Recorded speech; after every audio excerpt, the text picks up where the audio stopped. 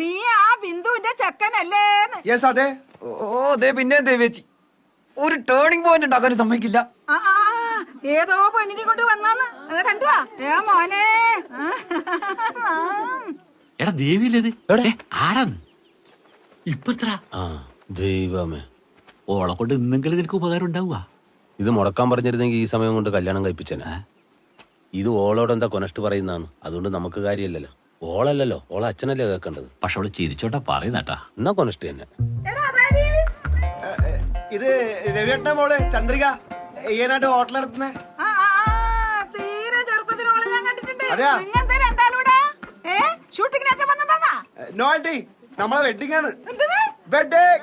എന്റെ പൂമാല പോതി ഞാൻ കേൾക്കുന്ന ബെറ്റിങ്ങാ. എടാ മൂക്കളെ മാറാത്ത നിനക്കെന്താ ബെറ്റിങ്? എന്നാ വർഷം? എനിക്ക് പ്രായമായി. Why not?